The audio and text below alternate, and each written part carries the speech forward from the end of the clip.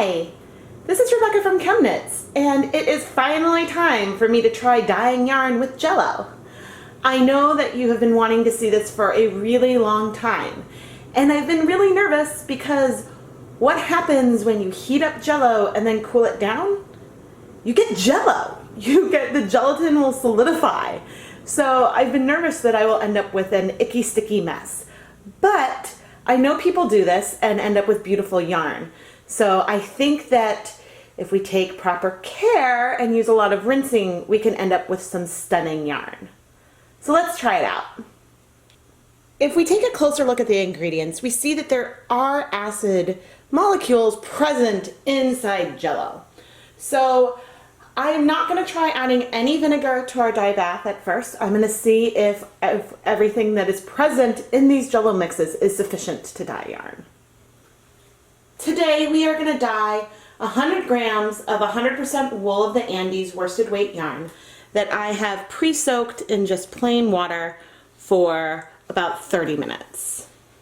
In the pot I have put 8 cups of water, and I am going to add the yarn now as we start to heat up, because my plan is to sprinkle the dry Jell-O on top of the yarn and see what we end up with.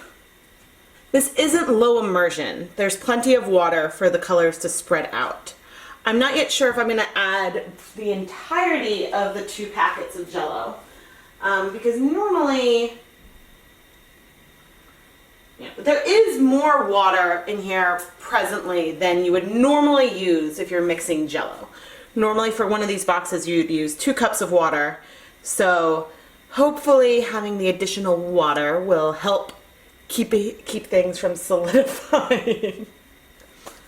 I mean, I'm also not planning to refrigerate it, so I think that when the yarn has cooled off a bit, we can start soaking in water, and then that will also help things. We are below a boil. There are a few bubbles, but I don't want to risk felting the yarn or anything, so I'm going to turn the heat down, and I think I'm ready to start adding some of this Jell-O powder. Alright, looks like we're going to start with the blue. So I've just ripped the top off of the packet, and now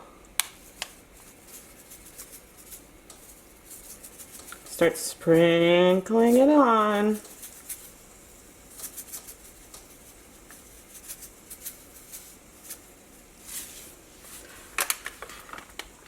That wasn't so much that I've added yet. I'm going to start adding some of the cherry as well. Just because I'm curious. I love the color of black cherry. These colors are actually pretty similar to what we get with Kool-Aid. So it's kind of cool. Overlap some in the middle. Get some more. I'm being a lot more heavy-handed with the, oh, that's some pouring, with the cherry than I was with the what color is that? Berry blue? Yeah, berry blue. So I'll add some more around here. Coat this up and give us some overlap in the middle. Did I just pour? Yeah, I poured a bunch on the stove. Okay, so I've used, I think, over half of the Jell-O packets just sprinkled onto the yarn. And so this is actually a little riskier than just dissolving the Jell-O first to dye the yarn, because it's kind of going into a lower concentration. So I'm actually gonna help things dissolve, because my doing it this way has increased the risk, I guess, of the gelatin forming, I think, on the yarn. But hopefully we can get some cool colors and it'll rinse out. Yeah, so there's a lot of blue over on that side and red over here. And yeah, I'm not sure if you could really see on the camera, but things started to look, I mean, it's hot, but the glisten of it made me think of Jell-O. So I got nervous and I decided to go ahead and mix things up a bit. But we still might end up with some speckles, which would be pretty cool. We're getting some bubbles, so I'm going to reduce the heat a little further, and we'll come back in 5 minutes and see our progress. It's been 5 minutes, and there's still some blue and some pink, but it looks like, well, I don't know how much of the color is absorbed. I will increase the heat a little bit. And the nice thing is that the water doesn't feel globby at all. So I think I'm going to go ahead and add the rest of the Jell-O. And just go for it. Okay, there's our black cherry. And here's our blue.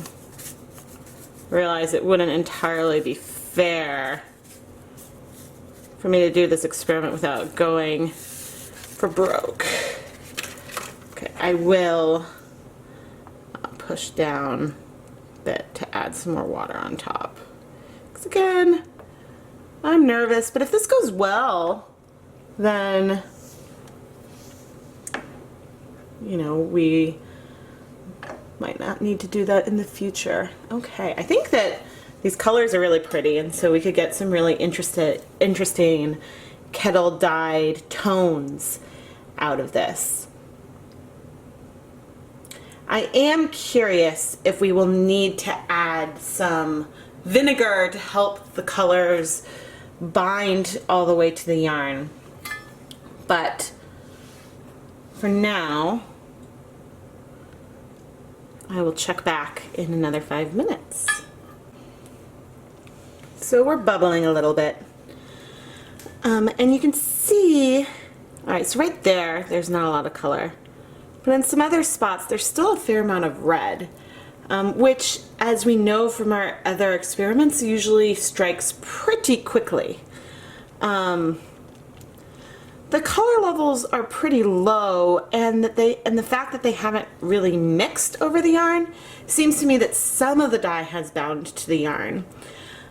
But I could add vinegar at this point, but I just realized that I don't want to because I want to see how much color we can get in the yarn dyeing it with only the Jell-O. And if this doesn't work well, then maybe next time we'll try it again and add some additional acid. But I am actually going to turn off the heat and let this cool in the hot bath for 10 minutes before I remove the yarn. If I wanted more of the color to absorb, I could let it cool completely in the pot, but I do not want to end up with Jell-O yarn. I want Jell-O colored yarn.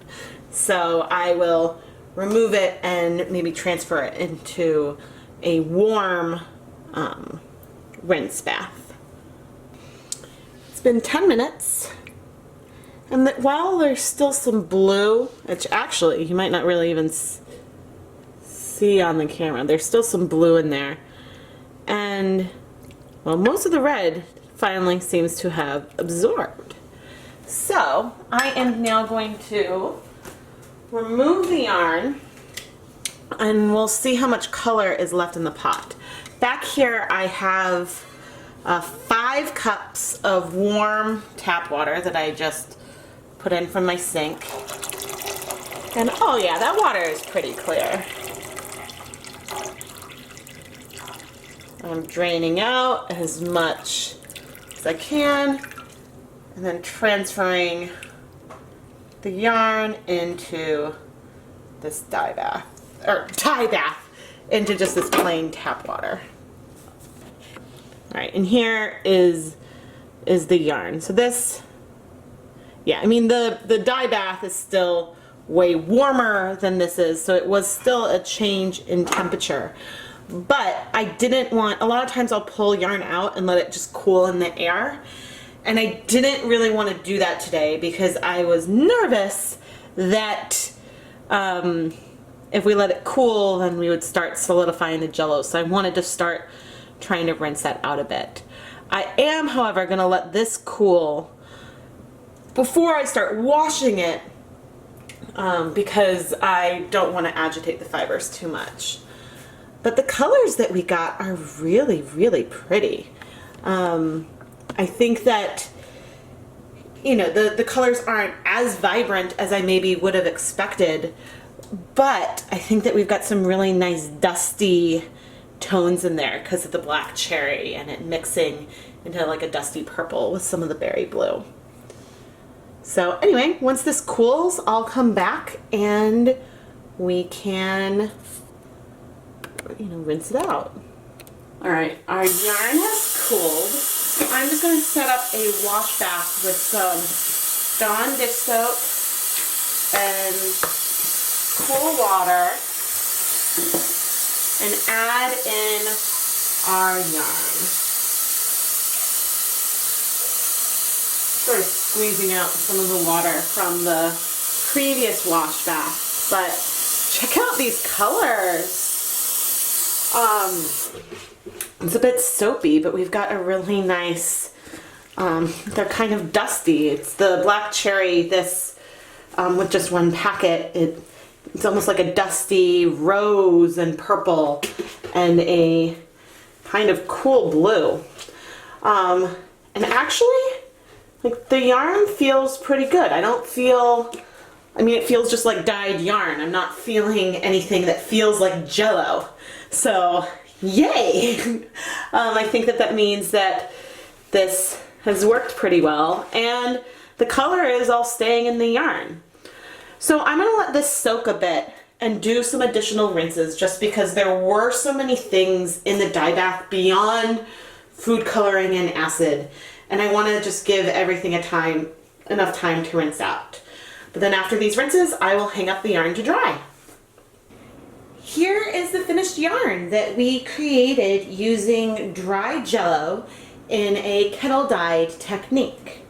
We have these dusty pinks and kind of a muted, slightly dusty blue, I think, from the combination of colors, but I think that this is a really fun pastel yarn. Ultimately, the amount of color in one packet of Jell-O is probably approximately equivalent to the amount of food coloring that you would see in a packet of Kool-Aid.